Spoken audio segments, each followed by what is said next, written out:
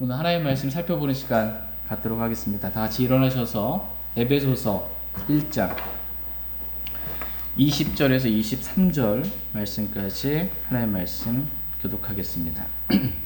에베소서 1장 20절에서 23절 말씀입니다. 20절 말씀 제가 먼저 읽겠습니다.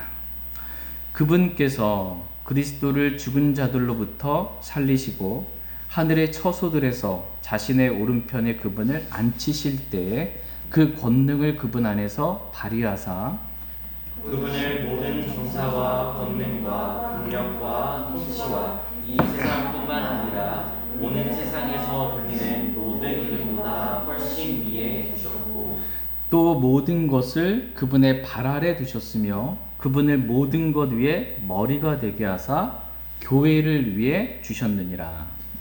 교회는 그분의 몸이니 곧 모든 것 안에서 모든 것을 충만하게 하시는 분의 충만입니다.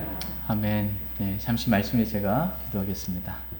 오늘 말씀의 제목은 교회를 위해입니다.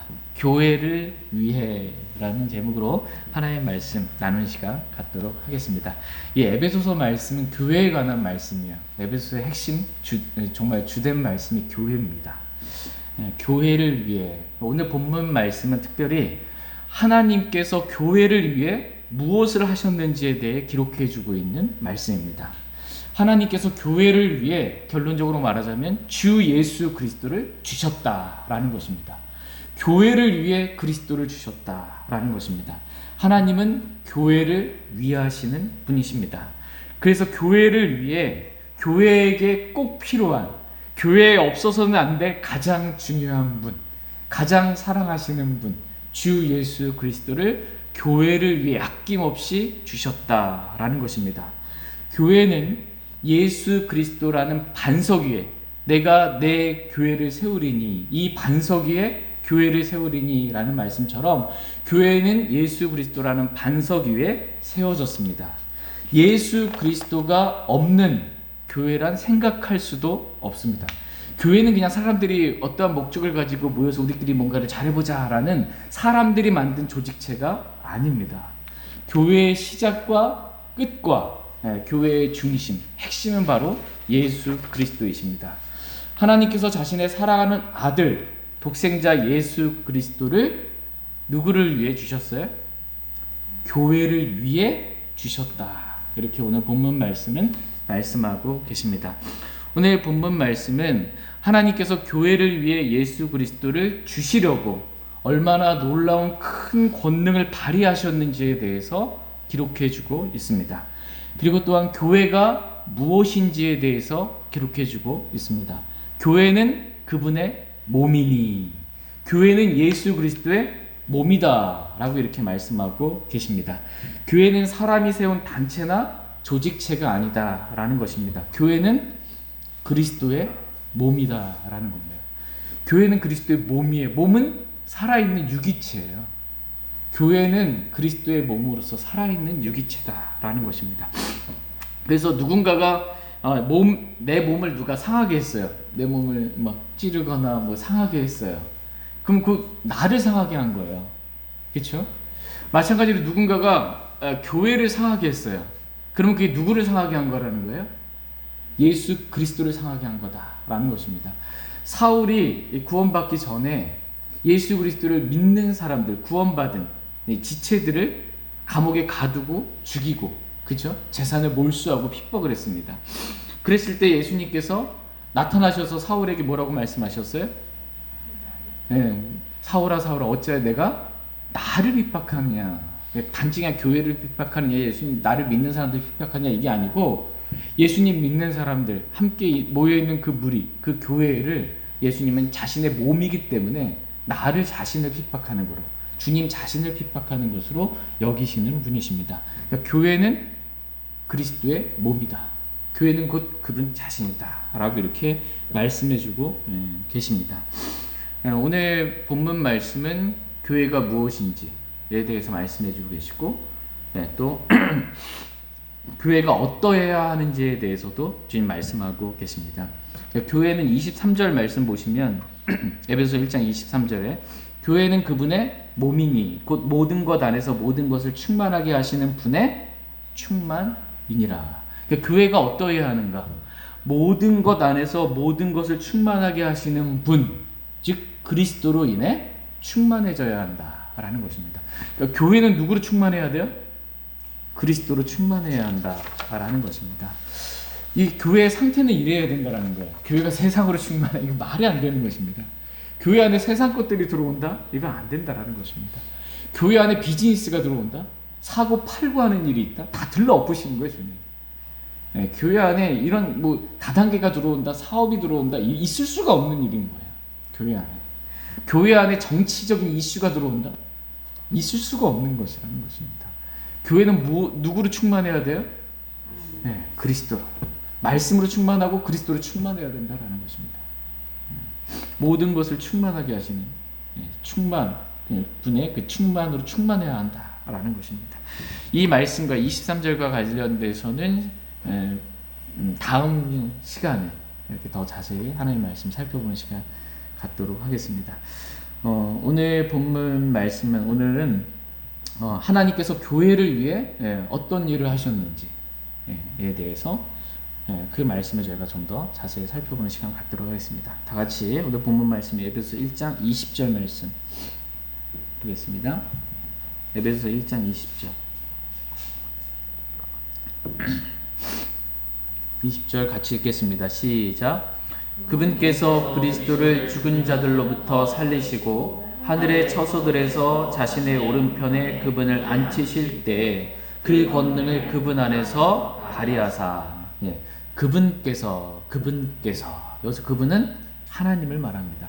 하나님께서 그리스도를 죽은 자들로부터 살리시고 하늘의 처소들에서 자신의 오른편에 그분을 앉히실 때 그 권능을 그분 안에서 발휘하셨다. 하나님께서 그 권능을 그리스도 안에서 발휘하셨다. 이렇게 말씀하고 계십니다.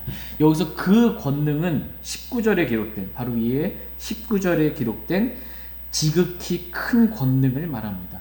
지극히 큰 권능을 그리스도 안에서 하나님께서 발휘하셨다라는 것입니다. 지난 시간에 저희는 사도 바울이 하나님께 드린 기도의 내용에 대해서 말씀을 살펴봤습니다. 에베소 1장 17절 말씀에 17절 말씀 보시면 우리 주 예수 그리스도의 하나님 곧 영광의 아버지께서 지혜와 계시의 영을 너희에게 주사 누구를 알게 하시고 그분을 알게 하시고, 그분이 누구예요?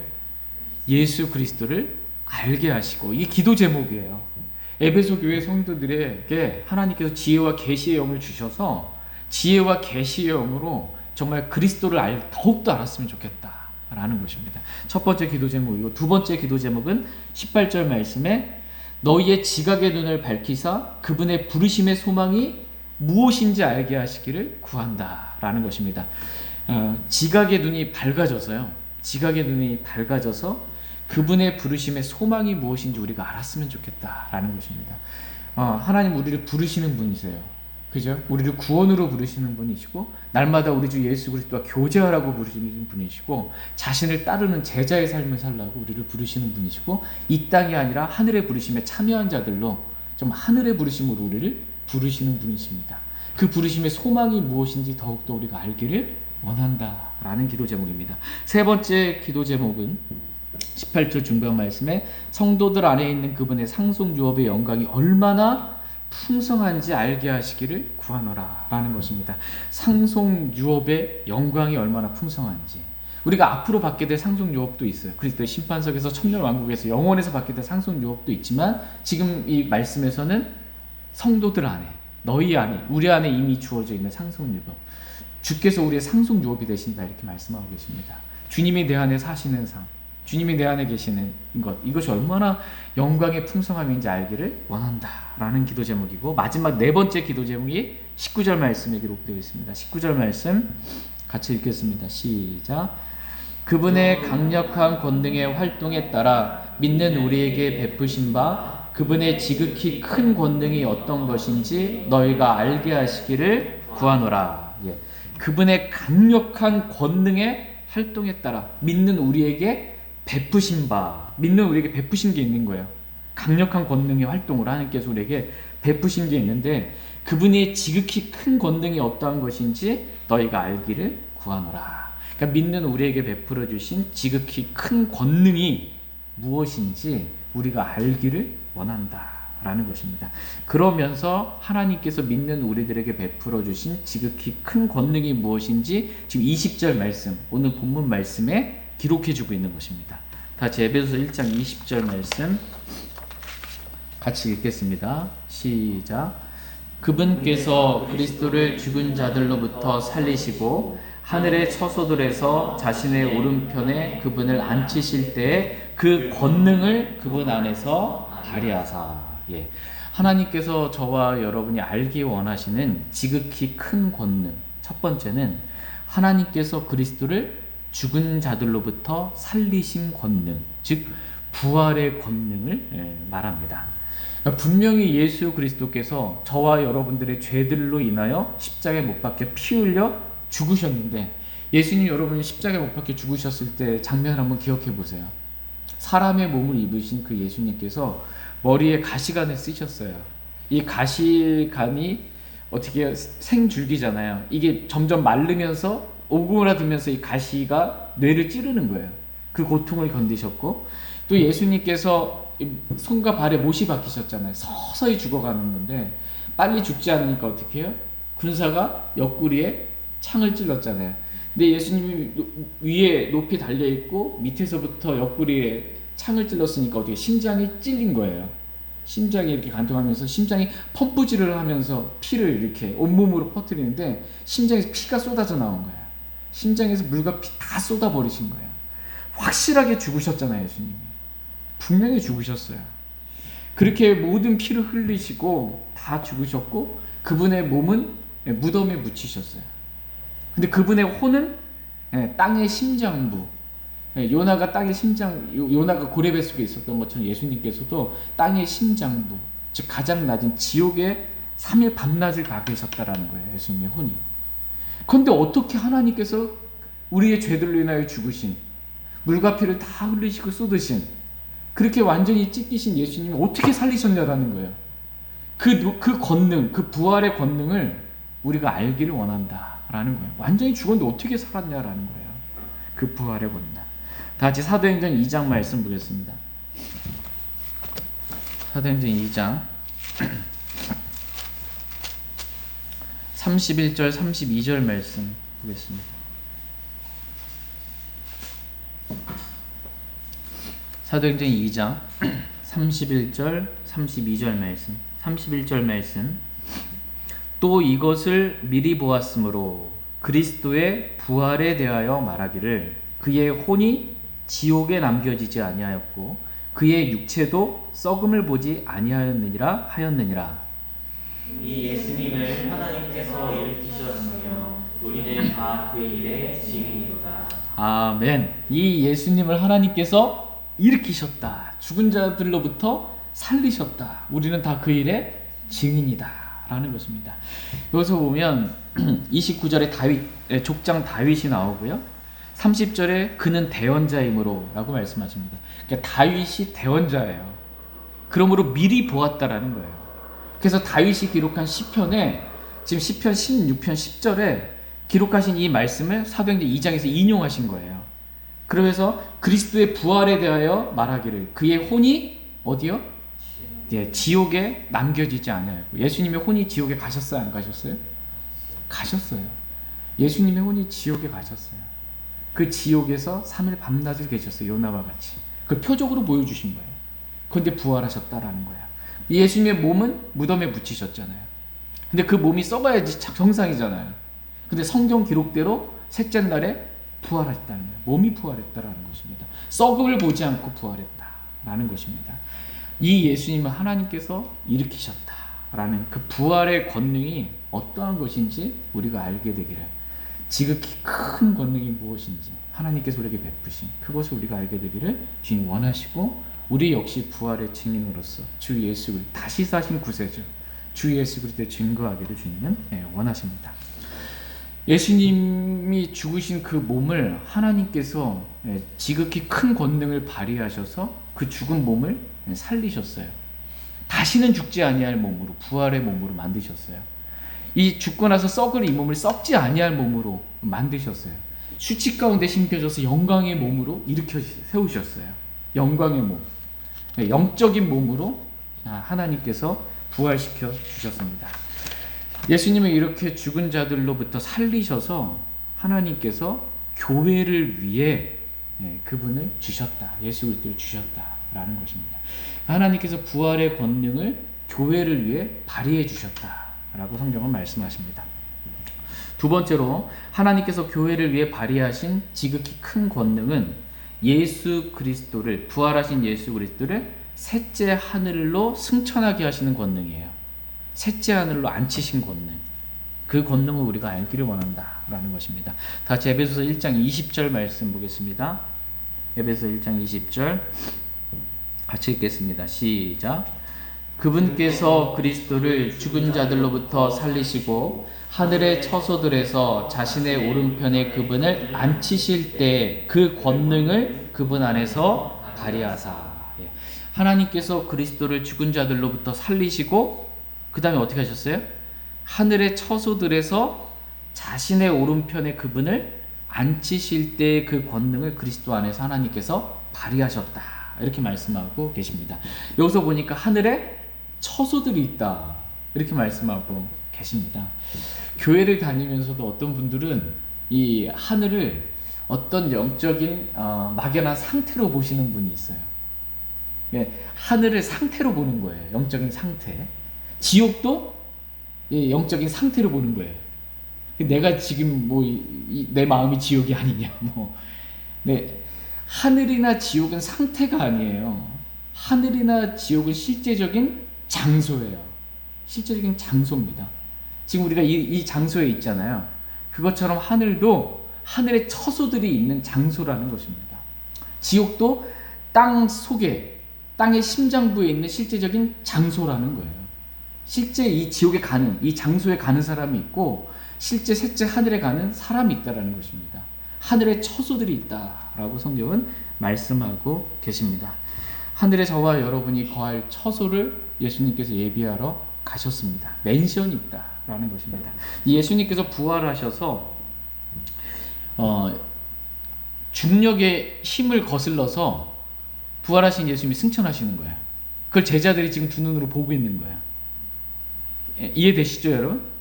예수님이 원래 사람이 하늘을 못 올라가잖아요. 그렇죠? 그 중력의 힘을 거슬러서 하늘로 올라가서 구름이 예수님을 가리고 천사들이 말하고 있는 거예요. 그걸 제자들이 듣는 거예요. 그걸 두 눈으로 보고 있는 거예요. 그래서 예수님의 중력의 힘을 거슬러서 예수님이 하늘로 승천하시는 것을 보는데 사람의 눈이 볼 수 있는 한계가 있잖아요. 시력의 한계가 있잖아요. 그러니까 하늘로 저 멀리 올라가는데 나중에 더 올라가면 안 보이는 거예요. 그 이후에 예수님이 어디 가셨는지 모르는 거예요. 뭐 바다에 가셨는지 뭐 아라비아로 가셨는지 이게 아니라 예수님이 그 하늘로 올라가셔서 어디로 가셨는지에 대해 지금 성경에 기록해 주고 있는 거예요. 대기권을 지나서요. 사람이 볼 수 있는 첫째 하늘, 이 대기권을 지나서 둘째 하늘이 우주예요. 그 우주를 지나서 예수님께서 지금 하나님이 계신 그 셋째 하늘에 지금 올라가셨다라는 겁니다. 그 셋째 하늘에 올라가셔서 하나님의 오른편에 지금 앉아 계시다라고 성경은 지금 말씀해주고 계십니다. 하나님은 어디 계세요? 하늘에 계시다 이렇게 말씀해요. 이 하늘은 셋째 하늘을 말하는 거예요. 첫째 하늘, 대기권, 둘째 하늘, 우주. 그 넘어 셋째 하늘, 거기 하나님이 계신데 하나님이 계신 곳을 방향으로 보자면 북쪽이다 이렇게 성경은 기록해주고 계세요. 하나님이 계신 곳은 북쪽이다. 그러니까 우주에서도 광활한 그 우주에서도 북쪽이에요.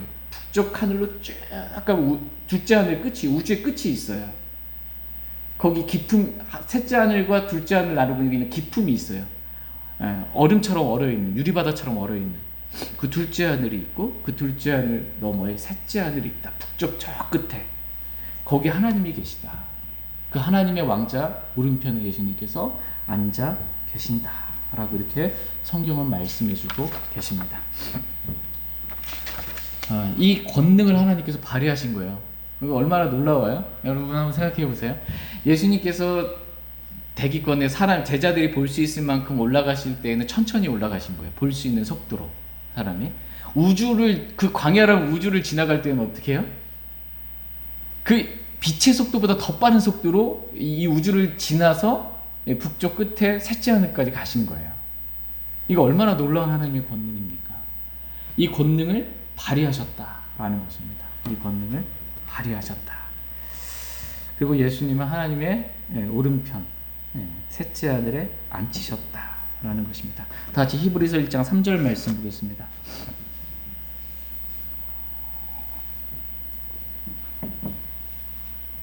히브리서 1장 3절 말씀. 히브리서 1장 3절 말씀. 히브리서 1장 3절 말씀입니다. 같이 읽겠습니다. 시작. 하나님의 영광의 강체시요 그분 자체의 정확한 형상이시며 자신의 권능의 말씀으로 모든 것을 떠받치는 이 아들께서는 친히 우리의 죄들을 정결하게 하신 뒤에 높은 곳에 계신 존엄하신 분의 오른편에 앉으셨느니라. 예수님 어떤 분이세요? 하나님의 영광의 광채다. 또 그분 자체, 하나님 자체의 정확한 형상이다 라는 거예요. 예수님은 정확한 하나님의 형상이에요. 예수님은 참 하나님이십니다. 그분께서, 이 아들께서 친히 우리의 죄들을 정결하게 하신 뒤에 십자가에서 흘리신 그 피로 우리의 모든 죄들을 단번에 영원히 정결하게 하신 뒤에 어디로 가셨어요? 높은 곳, 이 셋째 하늘이에요. 가장 높은 곳에 계신 존엄하신 분, 하나님의 오른편에 앉으셨다. 이렇게 성경은 말씀하고 계십니다. 지금 예수님은 어디 계신 거예요? 부활하신 예수님? 셋째 하늘. 셋째 하늘. 그 하나님의 왕자, 그 오른편에 앉아 계시다라는 것입니다. 영으로는 우리가 예수님을 영접했기 때문에 우리 안에 항상 함께 계시고 너희 안에 계신 그리스도, 곧 영광의 소망이시니라. 영으로는 이렇게 우리 안에 거하시고 부활하신 몸으로는 셋째 하늘에 하나님의 왕자에 앉으셨다. 이렇게 말씀하고 계십니다.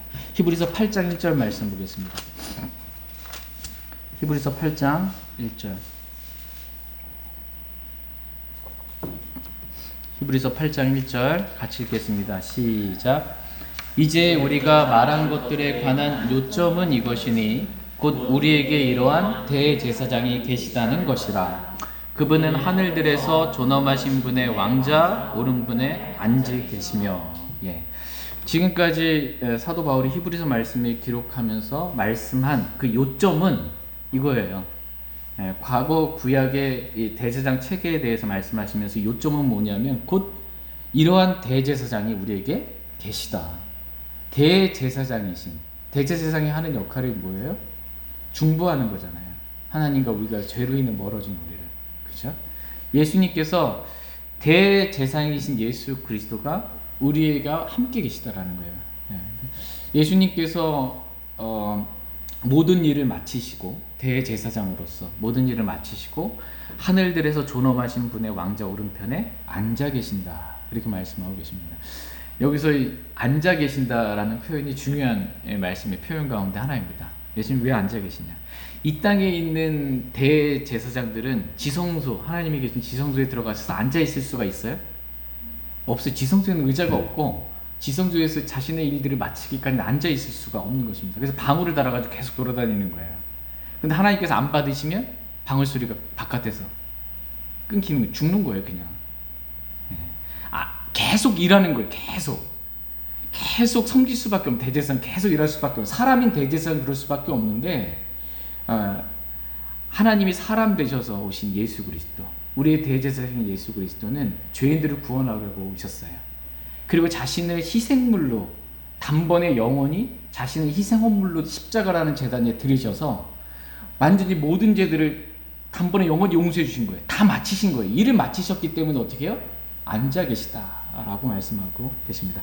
하늘 지성소로 들어가셔서 다 마치셨기 때문에 우리의 모든 죄들을 다 단번에 영원히 용서해 주셨기 때문에 앉아 계신 거예요. 그렇게 마치셨다. 하나님의 오른편에 앉아 계신다라는 것입니다. 이러한 부활하셔서 예수님이 완전히 죽으셨는데 부활하셔서 그 몸이 예수님이 승천하셔서 대기권을 지나 우주를 지나서 이 하늘로까지 승천하셔서 앉아 계신 이 지극히 큰 권능을 하나님께서 발휘하셨다라는 거예요. 누구를 위해? 교회를 위해. 교회를 위해 그렇게 큰 권능을 발휘하셨다라는 것입니다. 에베소서 12장 21절 말씀 보겠습니다. 에베소 1장 21절. 에베소서 1장 21절 말씀. 21절 같이 읽겠습니다. 시작. 그분을 모든 정사와 권능과 강력과 통치와 이 세상뿐만 아니라 오는 세상에서 불리는 모든 이름보다 훨씬 위에 두셨고, 하나님께서 예수님을 모든 정사와 권능과 강력과 통치와 이 세상뿐만 아니라 오는 세상에서 불리는 모든 이름보다 훨씬 위에 예수님의 이름을 두셨다. 이렇게 지금 말씀해주고 계십니다. 예수님께서는 우리를 위해 가장 낮은, 지옥을 성경에 가장 낮은 곳이라고 말합니다. 가장 낮은 지옥까지 예수님이 낮아지셨어요. 우리를 위해서. 그 예수님께서 부활하셔서 이제 지상에 올라온 거죠. 지하로 내려가셨다가, 가장 낮은 지하로 내려가셨다가 예수님이 부활하셔서 지상으로 오신 거예요. 사도행전 1장에 보면 예수님께서 부활하셔서 40일 동안 자신이 부활하신 것을 절대 무한 확실한 증거들을 보여주시고 하나님의 왕국들에 관해서 말씀하시고 선포하신 거예요. 부활한 몸으로 지상에서 지금 40일 동안 계셨던 것이고, 그리고 승천하신 거야. 그리고 셋째 하늘까지 가장 높은 존엄하신 분, 그 셋째 하늘까지 지금 가셔서 그 셋째 하늘 하나님의 왕좌에 지금 앉아 계신 거예요. 그리고 하나님께서 그 예수 그리스도를 어떻게 하셨다는 거예요? 예수님의 이름을 모든 것 위로 높이셨다라고 이렇게 말씀해주고 계십니다. 모든 정사와 권능과 강력과 통치와 이 세상뿐 아니라 이 세상에 있는 아무리 뛰어난 어떤 사람의 이름, 뭐 수많은 사람, 현자든 뭐든 신들이라 불리는 것이 모든 이름, 또 오는 세상에서 불리는 모든 이름보다 예수님의 이름을 더 높이 훨씬 위에 두셨다. 이렇게 말씀하고 계십니다. 그러니까 낮아지신 예수님이 점점점 어떻게 해요? 높아지셨다. 가장 높아지셨다. 하나님께서 예수를 이렇게 높이셨다라고 말씀하고 계십니다. 다시 베드로전서 3장 22절 말씀 보겠습니다. 베드로전서 3장 22절.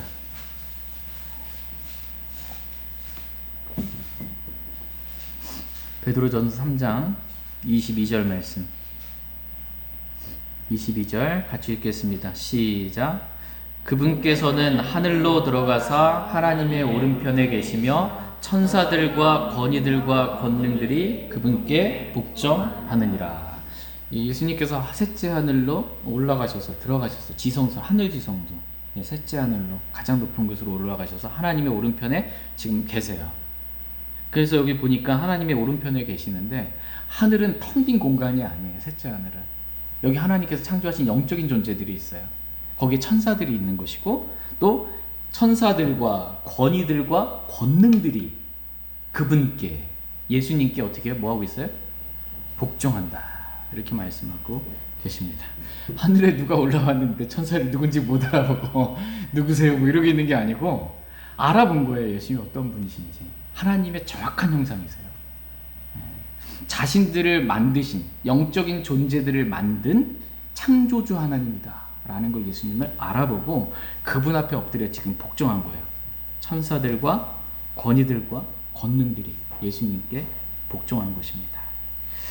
하나님은 예수 그리스도 이와 같이 모든 것보다 훨씬 더 높이셨다라는 것입니다. 예수님은 영원전부터 영원까지 계시는 참 하나님이세요. 누군가에 의해 창조된 것이 아니고 참 하나님이십니다. 아무것도 예수님 없이 만들어진 것들이 없어요. 예수님 창조주 하나님이십니다. 이 세상뿐만 아니라 오는 세상에서 불리는 모든 이름보다 예수 그리스도 이름을 훨씬 위에 하나님께서 두신 것입니다. 말씀을 보니까 이 세상뿐만 아니라 오는 세상도 있다. 이 세상이 전부가 아니라는 거예요. 이 세상이 전부가 아닙니다. 오는 세상이 있다. 다가오는 세상이 있다라고 말씀하십니다. 다 같이 히브리서 2장 5절 말씀 보겠습니다. 히브리서 2장 5절. 죽으면 끝이지 뭐, 이 세상 한평생 끝이지 뭐, 이게 아니에요. 다가오는 세상, 오는 세상이 있다. 히브리서 2장 5절 말씀 같이 읽겠습니다. 히브리서 2장 5절 시작. 그분께서는 다가오는 세상 곧 우리가 말하는 그 세상을 천사들에게 복종시키지 아니하셨느니라. 그분께서는, 하나님께서는 다가오는 세상 곧 우리가 말하는 그 세상을 천사들에게 복종시키지 아니하셨다. 이렇게 말씀하고 계십니다. 다가오는 세상이 있어요. 믿는 성도들이 말하는 세상, 그 세상이 있어요. 이 세상이 뭐냐? 새하늘들과 새 땅, 새하늘과 새 땅, 있는 그 다가오는 세상, 모든 것을 새롭게 하시는 그 새 땅이 있다는 것입니다. 새하늘과 새 땅, 모든 것을 새롭게 창조하시는 다가오는 세상을, 새하늘과 새 땅을 천사들에게 맡기지 않으셨다라는 거예요. 천사들에게 맡기서 이 세상을 통치하라고 하지 않으셨다라는 거예요. 누구에게 맡기셨다라는 거예요? 천사들보다 조금 못하게 예수님을 이 땅에 사람으로, 하나님이 사람의 몸을 입고 태어나게 하셨다라는 거예요. 천사들보다 조금 낮게 하셨다라는 거예요. 7절 말씀, 히브리서 2장 7절에 주께서 그를 천사들보다 조금 낮게 만드시고 그에게 영광과 존귀로 관을 씌우시며 그를 주의 손으로 지으신 것들 위에 세우시고, 8절 같이 읽겠습니다. 시작. 모든 것을 그의 발 아래 두어 복종하게 하셨나이다 하였으니 그분께서 모든 것을 그의 복종하게 하셨은즉 그의 아래 두지 아니하신 것이 하나도 없도다. 그러나 지금 우리는 아직 모든 것이 그의 아래에 놓인 것을 보지 못하고, 9절에 다만 예수님을 보노라. 지금 예수님에 대해서 지금 말씀해주고 계신 거예요. 다가오는 세상은 천사들에게 맡긴 것이 아니고 천사들보다 조금 낮게 만드셔서, 천사들보다 조금 낮게 만드신 이유가 뭐예요? 예수님을 낮게 이 세상에 태어나게 하신 이유. 9절에 보면 다만 예수님을 보노라. 그분께서 죽음의 고난을 당하시려고 천사들보다 조금 낮게 되셨다. 영광과 존귀로 관을 쓰신 것은 하나님의 은혜로 말미암아 모든 사람을 위하여 어떻게 해요? 죽음을 맛보려고. 사람이 되어 죽을 수 있는 거예요. 하나님은 영원히 죽을 수가 없는 분이에요. 예수님이 사람이 되신 목적이 뭐예요? 죽으려고. 우리의 죄들로 죽으려고. 그 사람이 되셔서 천사들보다 조금 낮게 되셨지만 부활하셔서 영광과 존귀로 관을 예수님께 찌셨고 다가오는 세상을 예수님께 맡기셨다라는 거예요. 그런데 예수님이 그렇게 높여지셨는데, 그리고 모든 것을 발 아래 두셨는데 아직 우리는 그걸 볼 수가 없는 거예요. 왜? 아직 말씀이 성취가 되지 않았으니까. 우리는 다만 예수님만 바라보는 겁니다. 우리는 다만. 하나님께서는 어떤 분이세요? 예수님을 가장 낮은 지옥으로부터 계속해서 높이시는 분이세요. 예수님을 높이시는 분이세요. 하나님은 지극히 높이시고 모든 이름 위에, 이 세상뿐만 아니라 다가오는 세상에 있는 모든 이름보다 예수님을 가장 높이시는, 훨씬 높이시는 그러한 분이십니다. 저와 여러분들도 누구만 높여야 돼요? 예수 그리스도만 높여야 됩니다. 사람을 높이면 안 됩니다. 예수 그리스도만 높여야 된다. 이렇게 말씀하고 계십니다. 모든 영광과 존귀를 받기에 합당하시는 분은 예수 그리스도 외에 없습니다. 주님만 저희 모두가 높이길 원합니다. 근데 정말 놀라운 말씀이 있어요. 정말 놀라운 말씀이 시편 138편 2절입니다. 시편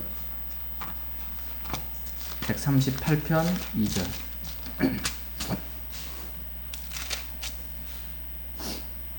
시편 138편 2절 말씀.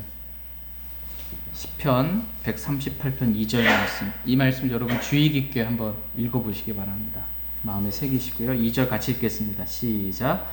내가 주의 거룩한 전을 향해 경배하며 주의 인자하심과 주의 진리로 인하여 주의 이름을 찬양하리니 주께서 주의 말씀을 주의 모든 이름 위로 크게 하셨나이다.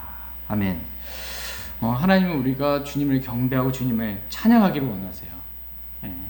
주님을 가장 높이고요. 근데 여기 말씀 보니까 주께서 주의 말씀을, 주의 뭐요? 말씀을 주의 모든 이름 위로 어떻게 하셨어요? 크게 하셨다. 지금 우리가 봤던 에베소서 말씀에서는 이 세상뿐만 아니라 오는 세상에서 불리는 모든 이름보다 예수 그리스도의 이름을 훨씬 위에 두셨다고 말씀하고 계세요. 그런데 지금 시편 138편 2절 말씀에서는 뭐라고 말씀하고 계세요? 주께서 주의 말씀을 주의 모든 이름 위로 크게 하셨다. 주님의 이름보다 더 크다는 거예요. 뭐가? 주의 말씀이에요. 주의 말씀. 하나님의 말씀을 하나님은 자신의 이름보다 더 위에 두시는 그러한 분이십니다. 그만큼 말씀이 가장 위에 있는 거예요. 최종 권위의 말씀이. 말씀이 최종 권위입니다. 그러므로 하나님 말씀을 높이시는 분이세요. 사람들은 말씀을 무시하잖아요. 멸시하잖아요. 말씀 별거 아닌 것처럼 생각하잖아요. 말씀이 없어질 수 있다고 생각하잖아요. 그럴 수가 없는 거예요. 왜냐하면 하나님 말씀을 가장 높이시는 분이시기 때문입니다. 하늘과 땅은 없어지겠으나 없어지죠. 왜? 다가오는 세상. 새하늘과 새 땅 되면 지금 현 세상 없어진단 말이에요. 하늘과 땅은 없어지겠으나 내 말들은, 단어들은 결코 없어지지 않는다 이렇게 말씀하고 있어요. 하나님 말씀 없어질 수가 없습니다. 하나님 말씀에 대한 정의를 성경은 정의 내려주기를 하나님의 말씀은 살아있고 영원히 거하는 말씀이다. 하나님 말씀은 살아있는 말씀이다. 영원히 거하는 말씀이다라고 하나님 말씀 성경이 어떤 것인지에 대해서 정의 내려주고 있어요. 성경은 영원히 거한다. 없어질 수가 없다. 1.1획도 결코 없어질 수 없다. 1.1핵 없어질 수 없다라는 거예요. 하나님 말씀은. 한 단어도 없어질 수 없다. 근데 절 자체가 없어져 버렸어요. 개혁성경 열쇠 구조 자체가 없잖아요. 있을 수가 없는 일이라는 겁니다. 하나님 말씀 결코 없어질 수 없다. 하나님께서는 자신의 말씀을 자신의 모든 이름 위로 높이신 분이세요. 그리고 이 세대로부터 영원토록 자신의 말씀을 지키시고 보존하신 분이십니다. 그렇게 하나님께서 높이신 성경 있잖아요. 하나님 말씀 그렇게 높이셨단 말이에요. 예수 그리스도 이름보다 높이셨어요. 자신의 이름보다 더 위에 두신 성경, 1.1획도 결코 없어지지 않는 성경. 그 성경은 뭐밖에 없어요? 수많은 성경들이 있지만 영어 킹잼 성경밖에 없어요. 영어 킹잼 성경밖에 없습니다. 하나님께서 사람들이 바벨탑을 이렇게 세울 때 언어를 혼잡케 하셨잖아요. 언어를 창조하신 분은 누구세요? 하나님이세요. 언어를 만드신 분은 하나님이세요. 모든 민족들을 만드신 분 하나님이세요. 모든 전 세계에 흩어져 살게 하신 분도 하나님이세요. 근데 그 모든 언어를 창조하시고 만드신 그 하나님께서 구약 성경을 기록하실 때에는 그 언어들 중에 히브리어로 기록을 하신 거예요. 구약 성경.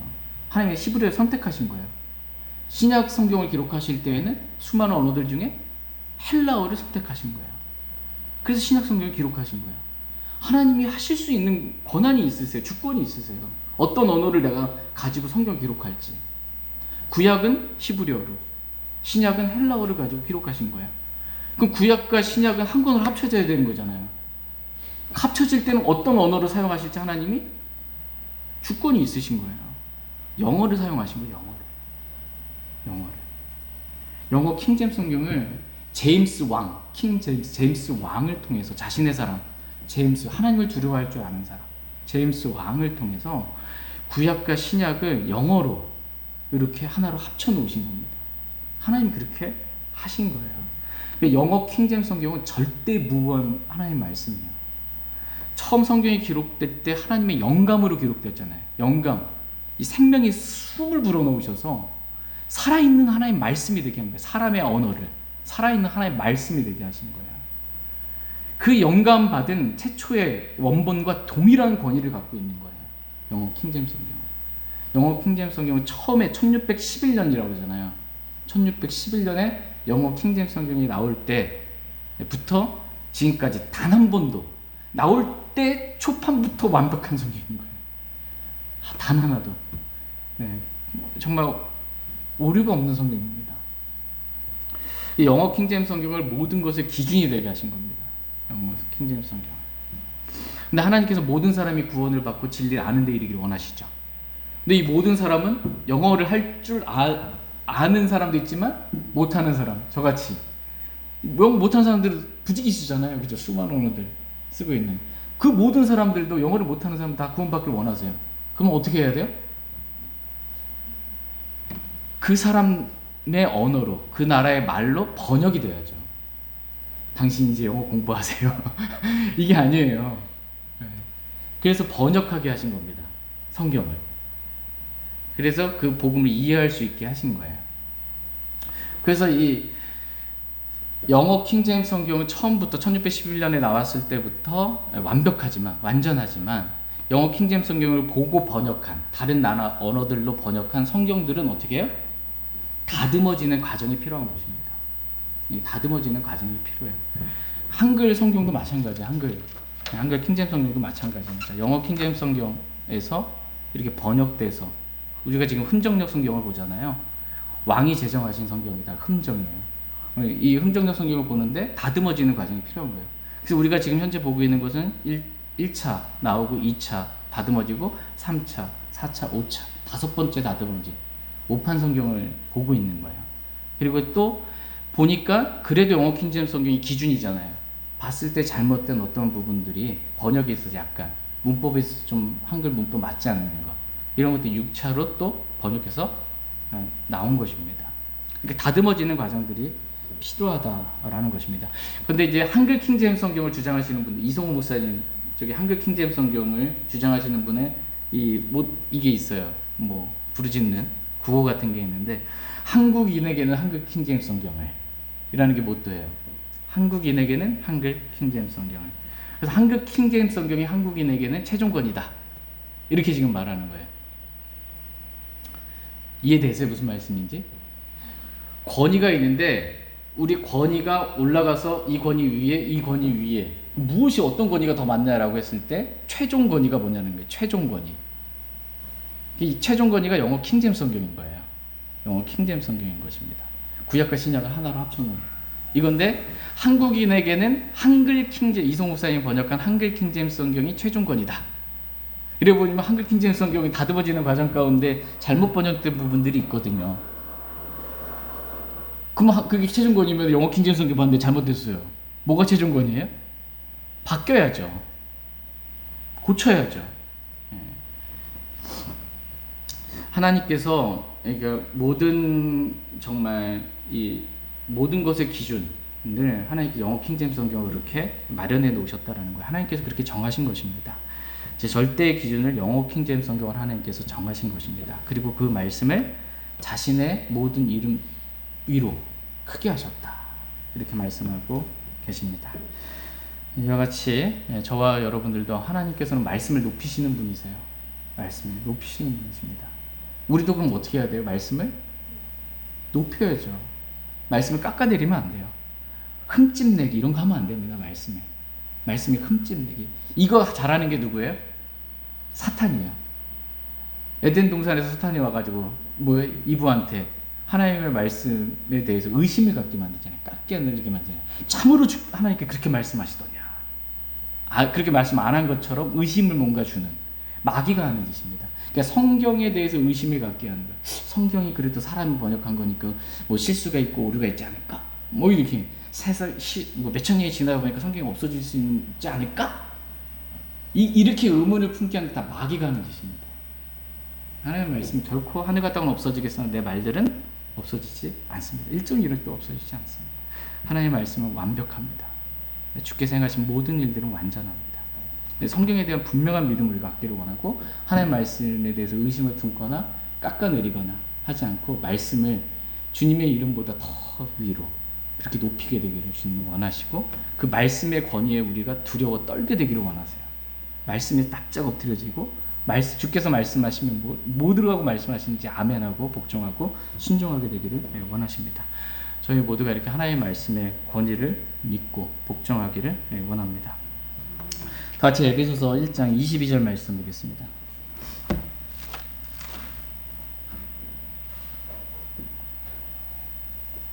에베소서 1장 22절 같이 읽겠습니다. 시작. 또 모든 것을 그분의 발 아래 두셨으며 그분을 모든 것 위에 머리가 되게 하사 교회를 위해 주셨느니라. 또 모든 것을 예수 그리스도의 발 아래 두셨다. 이렇게 말씀하고 계십니다. 주 예수 그리스도의 이름을 이 세상뿐만 아니라 오는 세상에서 불리는 모든 이름보다 훨씬 위에 두시고 모든 것을 그분의 발 아래 두셨다라는 것입니다.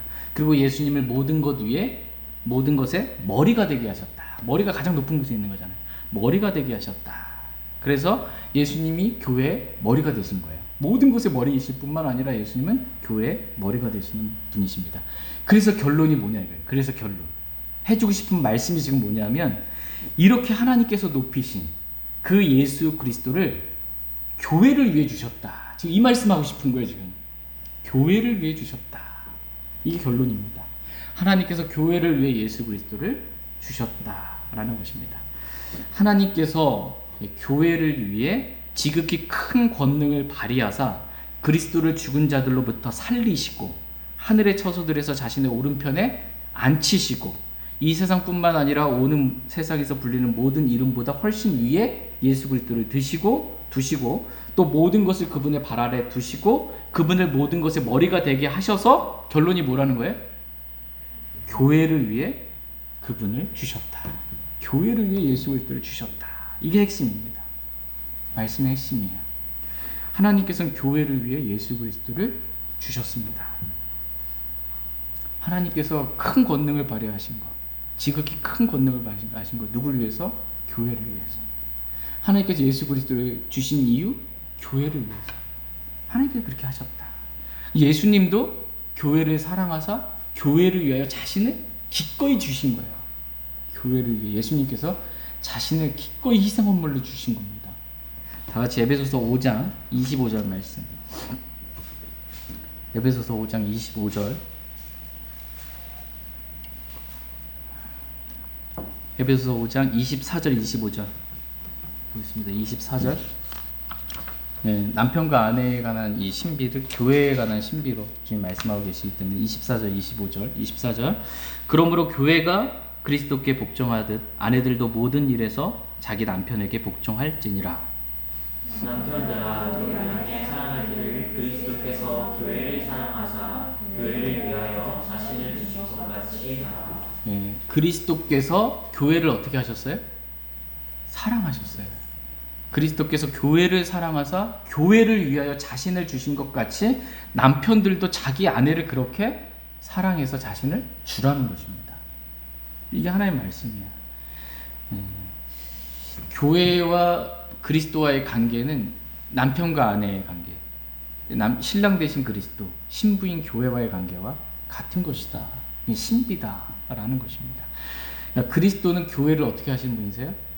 사랑하십니다. 또한 그리스도는 교회를 위하시는 분이십니다. 교회를 위하여 자신 아낌없이 주신 거예요. 그래서 교회를 위하여 자신을 주셨다라는 것입니다.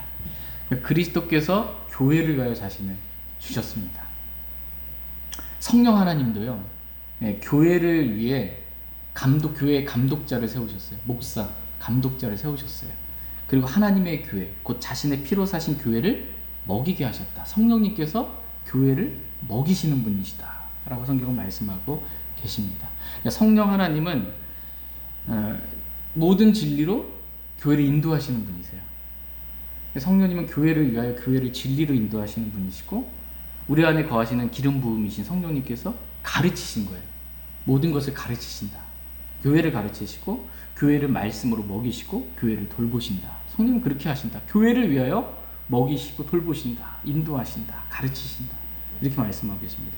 그 말씀을 보니까 삼위일체 하나님이 아버지 하나님, 아들 하나님, 예수 그리스도, 성령 하나님 다 지금 뭘 위해서요? 교회를 위하여 일하시는 것을 볼 수가 있습니다. 교회를 위하시는 분이시다라는 거예요. 여러분 사도 바울 있죠? 사도 바울도 나도 날마다 교회를 위하여 염려한다. 교회를 위하여 날마다 염려한다라는 교회를 위하여 염려하는 거예요. 염려하고 기도하는 거예요. 모든 교회를 위하여 그렇게 한다. 그리고 또한 바울은 자신을 교회를 위하여 자신을 기꺼이 희생하고 고난을 당했다. 교회를 위하여 기쁨으로 고난 당했다는 것입니다. 교회를 위하여. 오늘 말씀의 이제 적용이에요. 삼위일체 하나님도 교회를 위하여 그렇게 놀라운 일들을 모든 권능을 발휘하셨고 사도 바울도 교회를 위하여 그렇게 기꺼이 고난을 당했는데 그럼 우리는 교회를 위해서 뭘 해야 되느냐라는 거예요. 교회를 위하여 우리는 뭘 해야 하느냐라는 것입니다. 우리도 교회를 위하여 뭔가를 해야 하지 않냐라는 것입니다. 오늘 말씀의 제목은 뭐예요? 교회를 위해. 하나님께서 교회를 위해 예수 그리스도를 주셨습니다. 우리도 교회를 위해 뭔가를 해야 한다라는 것입니다. 성경에서 구원받은 그리스도인들이 교회를 위해 뭘 해야 되는지 기록해 놔주셨어요. 교회를 위해 뭘 해야 되는가. 시간상 다 말씀 찾아볼 수는 없지만 간략하게 한 말씀 한 말씀 드리도록 하겠습니다. 교회를 위해 그럼 나는 뭘 해야 하는가 라고 했을 때 성경은 우리가 교회를 먹여야 한다 이렇게 말씀하고 계십니다. 말씀을 가르치는 말씀으로 영적인 양식들을 먹여야 하는 것이고, 성도들은 서로가 서로에게 교회를 위해 필요한 것들을 공급해야 한다 이렇게 말씀해주고 있습니다. 그러니까 우리가 헌금을 드리는 시간 가졌잖아요. 자원함과 그죠? 자원함과 기꺼이 드리는, 즐거이 내는 그런 마음으로 교회의 필요들을 공급해야 한다라는 것입니다. 두 번째로 성경은 우리가 하나님께서 주신 영적인 선물들로 교회를 세워야 한다라고 말씀하고 계십니다. 다 같이 고린도전서 14장 12절 말씀 보겠습니다. 고린도전서 14장 12절.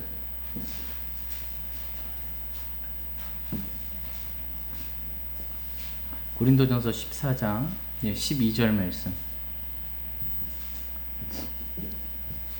고린도전서 14장 12절 같이 읽겠습니다. 시작. 이와 같이 너희도 영적 선물들에 열심히 있은즉 교회를 세우는 일에 너희가 뛰어날 것을 구하라. 지금 하나님 저와 여러분이 뛰어나기를 원하세요. 근데 어떤 부분에 있어서 뛰어나기를 원하세요? 교회를 세우는 일에 우리가 뛰어나게 되기를 하나님은 원하십니다. 하나님 우리가 교회를 세우기를 원하세요. 교회를 세우기를. 교회 세웁시다. 예배당 건축하자. 교회는 뭐예요? 건물이 아니에요. 교회는 불러냄을 받은 자들의 모임이 교회예요. 두세 사람이 주 예수 그리스도 이름으로 모임이 교회예요. 이게 교회지. 우린 지금 여기 예배당, 예배를 드리는 당, 장소에 있는 거예요. 건물이 교회가 아니고 구원받은 그리스도인들이 정기적으로 이렇게 모여있는 그 모임, 불러냄을 받은 자들의 모임, 이게 교회다.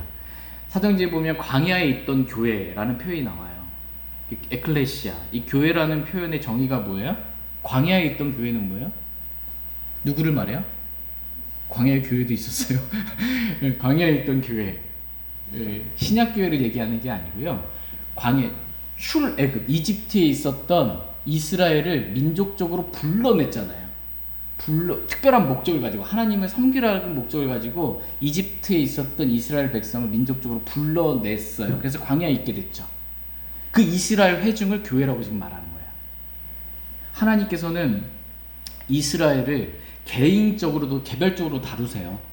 율법을 주시고 개별적으로 다루시고 개별적으로 관계를 맺으시는 분이시지만, 하나님이 이스라엘 민족적으로 온 회중으로 다루시는 분이세요.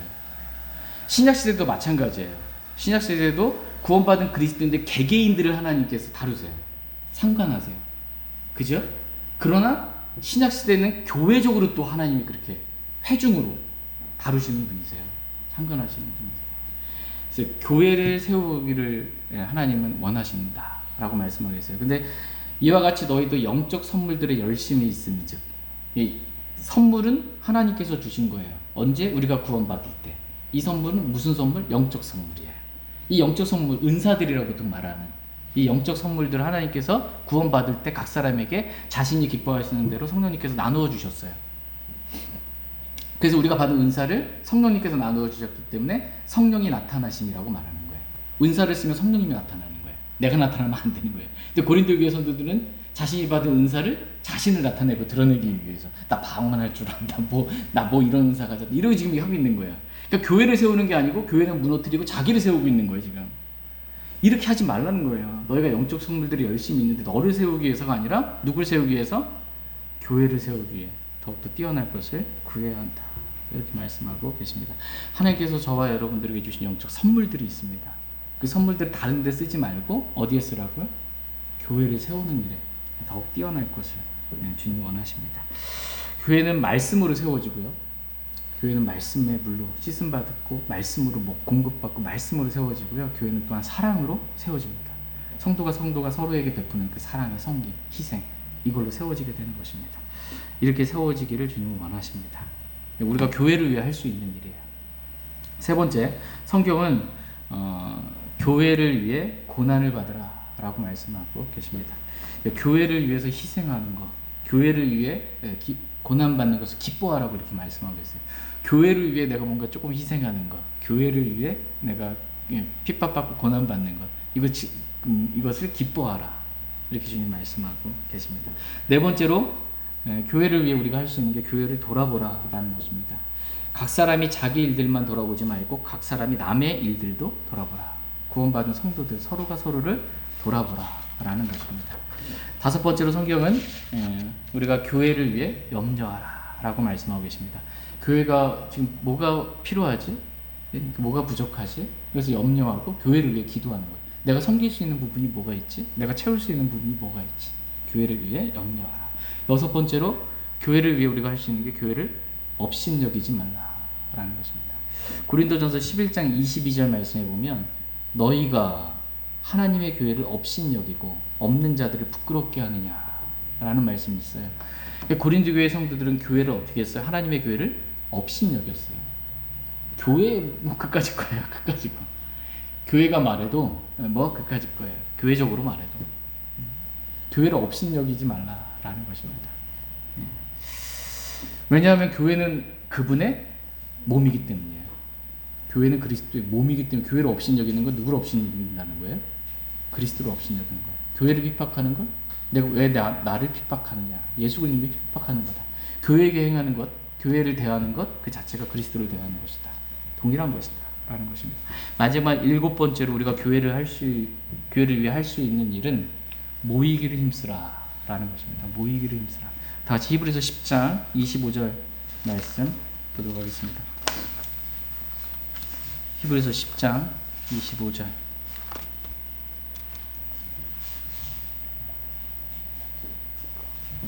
히브리서 10장 25절 같이 읽겠습니다.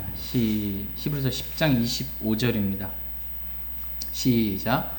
어떤 사람들의 습관과 같이 우리의 함께 모이는 일을 패하지 말고 서로 권면하되 그날이 다가옴을 너희가 볼수록 더욱 그리하자.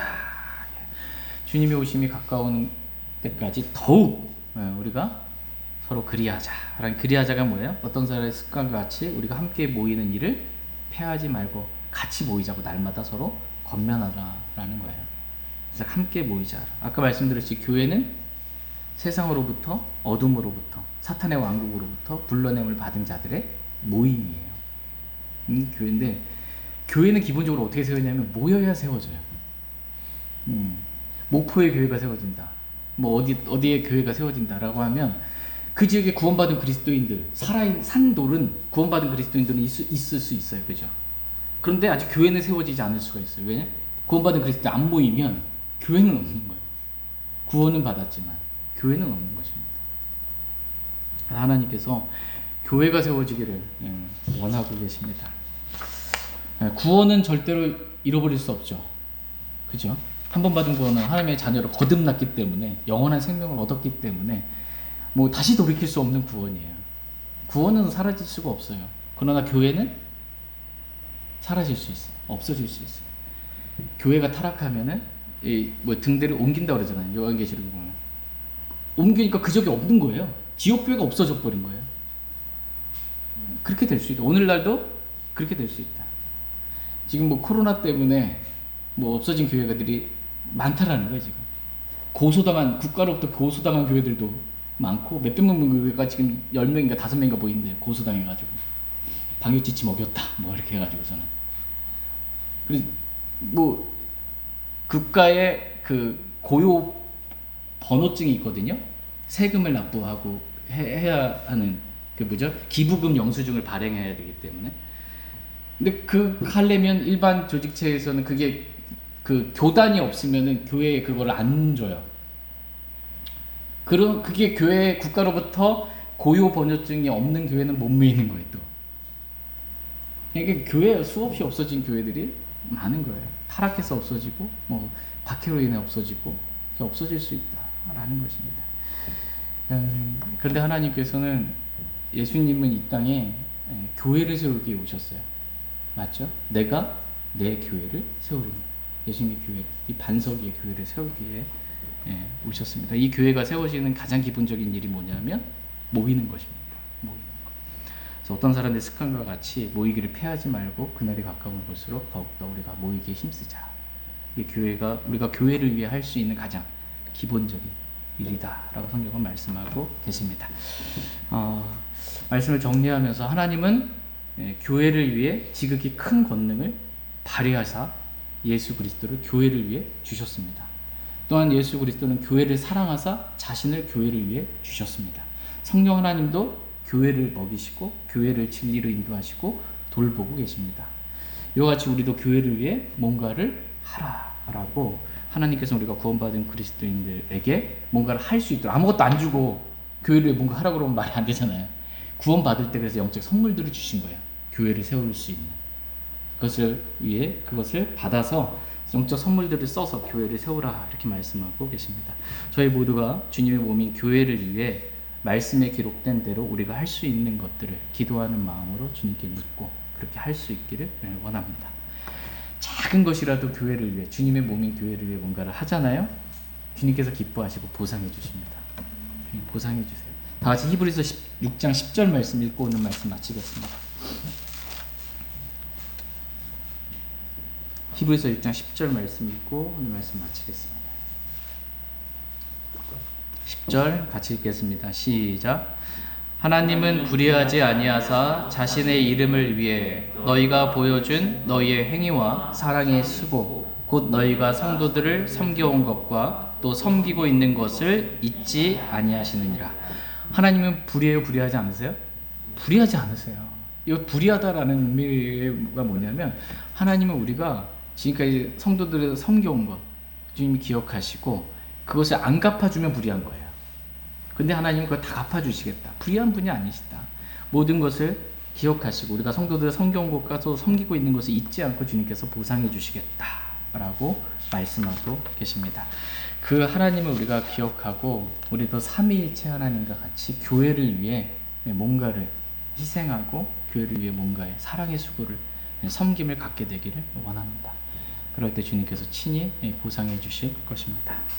다음 시간에 저희가 교회가 무엇인지 또 교회는 어떠해야 되는지에 대한 에베소서 1장 23절 말씀 다음 시간에 더 자세히 살펴보도록 하겠습니다. 다 같이 일어나셔서 오늘 들으신 말씀 기억하시고 개인적으로 주님 앞에 나아가 기도하는 시간 갖도록 하겠습니다.